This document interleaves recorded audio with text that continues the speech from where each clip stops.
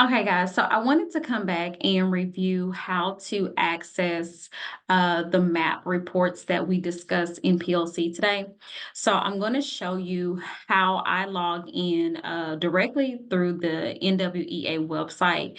I do know that you can access these reports when you go through OnTrack. However, I personally do not do that. So I'm going to just go ahead and go directly to the website because I'm just more well versed with the website than I am with the on track side of it.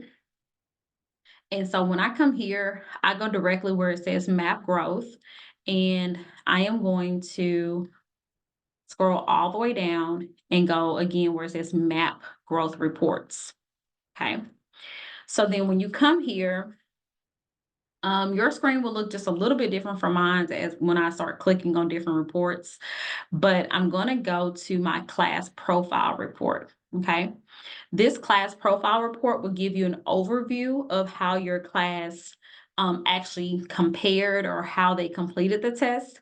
But from this report, you can also access the student profile report. So I'm here at page and I'm going to change this. And I'm going to show you Miss Schatz. She had really good data for third grade.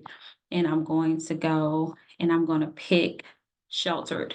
For those of you, I know most of you have multiple classes. So start with your homeroom class, and then you can go to your second group if you want to. But typically when I'm pulling data, I start with the teacher's homeroom. So this is Ms. Schott's class. This is pretty much her class where she has majority of her students, her EB students, language arts, and then it's a reading course. This achievement detail, this is pretty much the test information, like the data side of it. When you go to the test details, this pretty much is like the operational part of the test, meaning it's going to tell me the number of students who took the test, the percentage of students who actually completed the test, and then it even tells me the students who might have completed the test, but they need to retest. And this is based on that rapid clicking. So meaning that you had students who took the test, but they just rushed the test. They just click, click, click, click. And so MAP is really intuitive. So it will actually calculate and tell you who those students are. So that's where this comes from. And then if you continue to scroll, it will actually give you the percentage, right, for that rapid click. And then it tells you which test they actually took. Okay. So I'm going to go back because I actually want to look at the data pieces of this.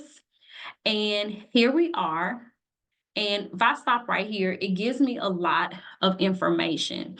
So let's say that, for instance, you get a visit and to your class and somebody say, hey, how did your kids do on the MOI? This is just basic information. You can tell them, hey, my kids, the average risk score for my kids is 183. They will just be impressed with that alone because the fact that you at least know your average risk score for your kids. No one is expecting you to know every single student's risk score or remember all of that. But if you just know, like, in general, how did your kids perform? And I say this because that was actually a question that I received just on Monday. Someone asked me, so, hey, how did your campus data look? How did the MOI data look? And so I can speak specifically to every single teacher, but I can speak overall to every single grade level. And so it's just important that you just have a general idea of how your students have performed. So right here, it tells me my average class risk score, but then it tells me the national average. Something else it tells me is the median percentile. So the color of this and the number here does matter because I need to be 50 or above.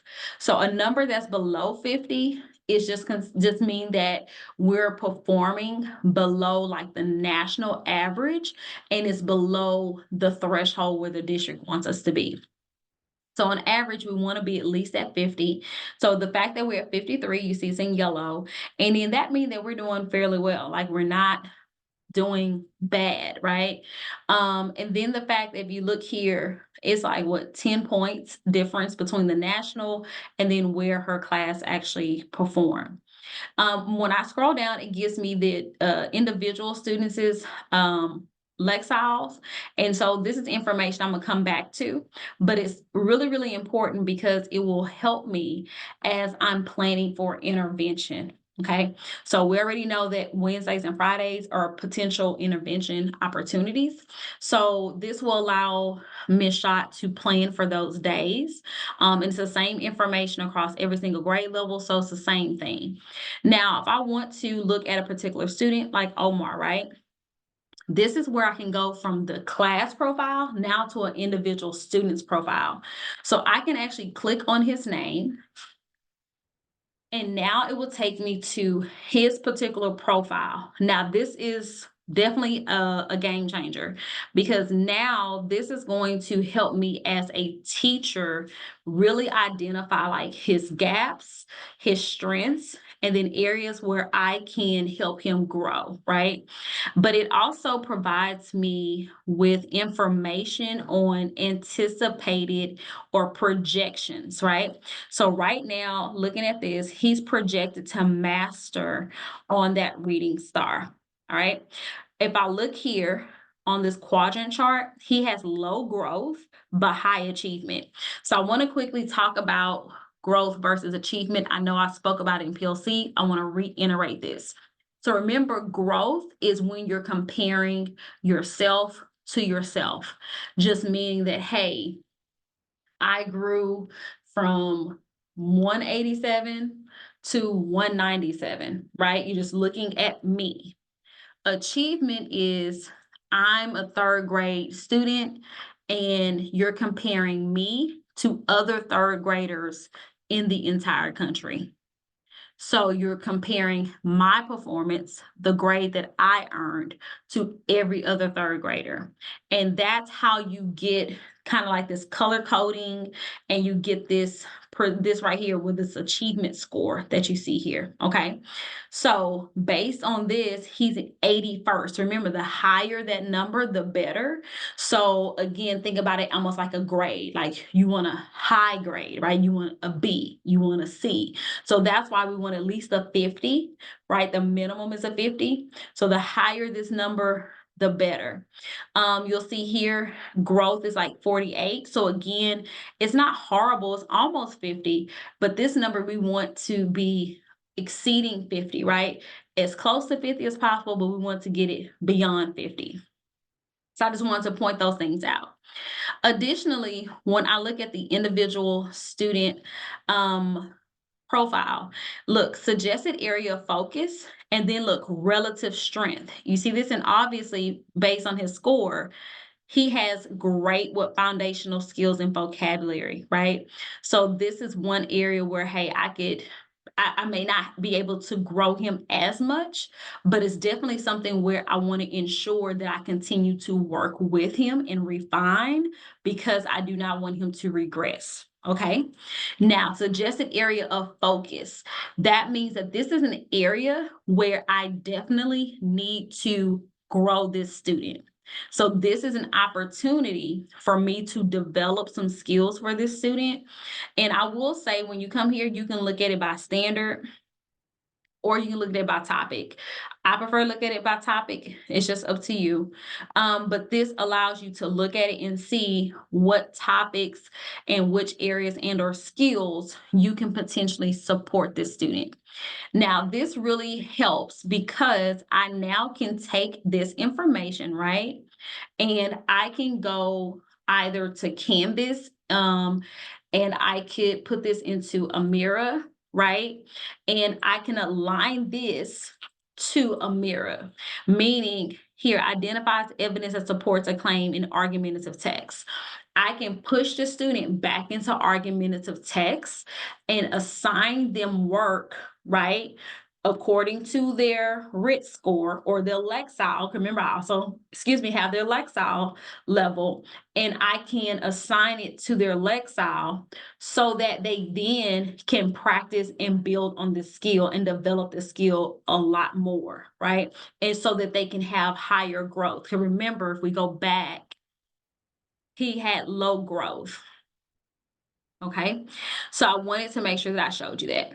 Sorry, I want to go back over here. Something else I want to pay attention to his Spanish, right? So if you notice, which I thought was kind of weird, his Spanish score was only a 1 point difference. He didn't do like relatively worse in one versus the other. He did almost the same. So when you look at that, but in his Spanish, you see this high growth, high achievement. So as a teacher of record, this would be a conversation that you would definitely want to have with your appraiser. And I would probably take this to LPAC and really think about, do we want to or should we bring this student to LPAC for them to take this test in Spanish? And there's a couple of reasons why I wanted to focus on Ms. Shot students, because it give me a couple of more pointers in order to speak to. Because if you have EB students, right, there are some opportunities here as a campus for us to benefit from if we're able to do so. So right here, look, his growth here is in the 75th percentile versus on the English test, remember it's 48. His achievement is in the 90th percentile, where in the English test, it was in the 81st. So if I were to look at this and knowing that this student would count for us twice just on that reading test, maybe more than that, this would probably be a better test for the student and for our campus when it comes to data purposes. Additionally, when you think about it, he's in 3rd grade. He has time in order to still test out. And so I have time to yet build some skills with him without it keeping him back, if that means, if you understand what I mean, meaning that we can LPAC him out even next school year, or even at the beginning of next school year. So there are some opportunities here where we can continue to support him in addition to LPACing him out next school year and still being able to get the benefit of the growth and the achievement that we have already been able to see in him for this school year. So these are just conversations and ways to kind of look at the data and then determine, say, hey, from a data standpoint, which will be best, and then from the student standpoint, what is best for this student. Of course, we have to look at TELPAS scores and just try to see, where does he really fall? Is he advanced or advanced high? And if so, then that will also be a conversation piece. But I just wanted to kind of show you the opportunities that are here when you look at these pieces. Okay, so projected growth for him is 5 points on his RIT. Observed growth was 9. Okay, so this is what we should see it. And then this is conditional growth index, and pretty much this is what we're expecting to 0.6 growth. So I just wanted to kind of let you guys know that. And then projected, again, is still masters for him. So these are just ways for you to look through each student profile. So I just suggest take your time, look at it so that you can understand your student's profile. One other thing I can show you, I can go back to the fall for the same student, right? And I could see that in the Spanish, he was 197. In the English, he was 202. So it looks as though here, you see this in his English one? It looks like he may have had some regression here. I'm not sure. Maybe it's not showing any test. It says no test available. So he took it and it says no test available. I'm trying to see no growth test. Okay, so this is where he landed. So it's no growth here. So he was a 202, sorry, in the fall, and then a 197 in the Spanish, sorry, in the fall. So then when I go back to the winter, which was an MOY, I can see where he came from, a 202. So he went up 5 points, and then of course the 9 points here. Okay, so that actually shows me that, hey, he showed more growth with the Spanish. So that's even more evidence to support the fact that perhaps he probably would perform better on the Spanish STAR test if I were to, have him take a STAR Spanish test versus maybe the English STAR test. Okay, so that's the student profile. The other thing I want to show you, and I'm just going to open up a whole nother one because I don't want to lose those other tabs. And it was the learning continuum, and I'm not going to go too far in depth on that one, but I did want to show you that particular report. And on this report, it will allow you it's right here.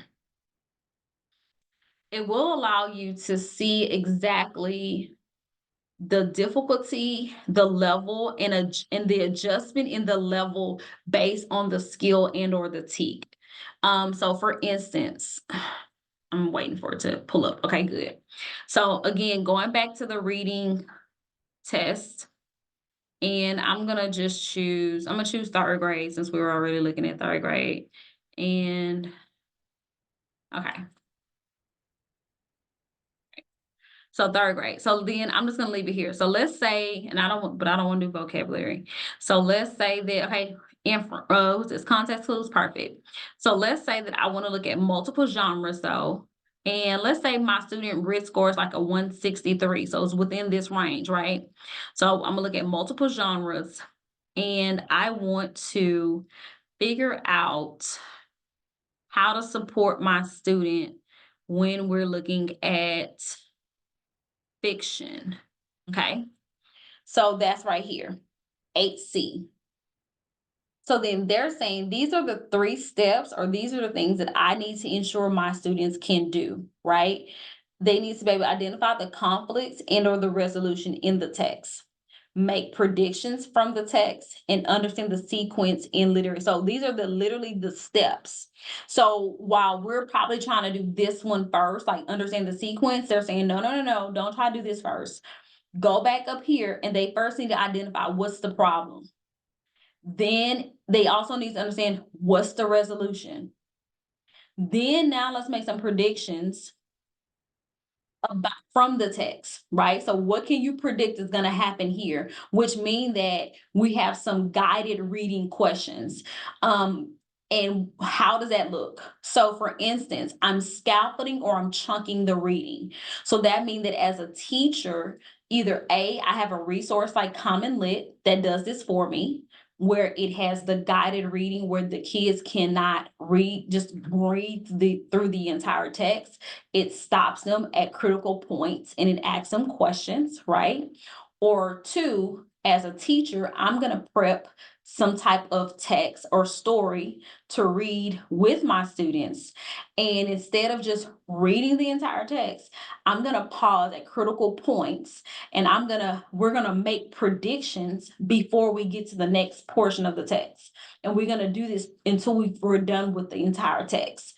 Then at the end of the text, I might give them a sorting or some type of sequence activity to do on their own in my intervention group. So that's what this is saying. So that if I have a student at this level who's in 3rd grade, and with this RIT score, this range of a RIT score, then these are the things that I need to do in this order in order to improve their score or their ability or to grow in their achievement in this particular skill and or TEAC. So I wanted to make sure that I explained that. Something else you can do is take this particular TEAC, and you can align it when you go to maybe a mirror, and then just making sure that these are the 3 steps that students are taking as they are reading and they're annotating the text. So I just wanted to kind of make sure that I made that clear. So you're not necessarily recreating the wheel, you're just making sure that you're applying the data to however you choose to intervene with students. There's one other report I did not show you during PLC that group students for you. And so I'm going to show you this last report and then I'll be done. And it is called the class breakdown by RIT. Now, this one really does help, and it's typically the one that I show first. I just didn't do it this time. But I'm going to show it to you very quickly. And because I have access to the whole district, sorry, it's going to take me just a little bit longer because I have to find page. Okay, here we go. I want to go to fall.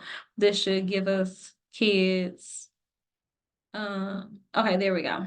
Oh, sorry, makes me go back.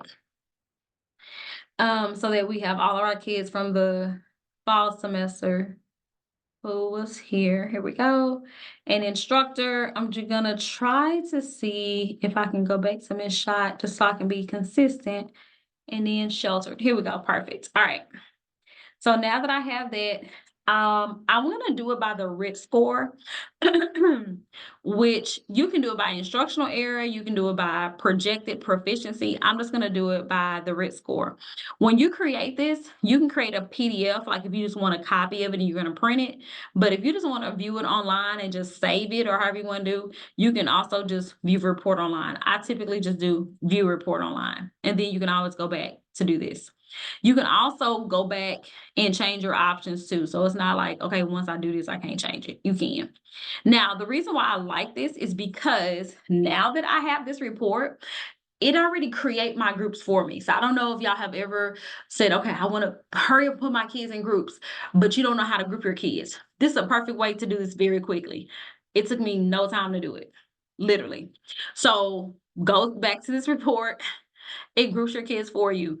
If you want to print this again, you can, but it literally take your kids based on their RIT score. And this is for what? Math, it's for language arts, it's for language arts Spanish.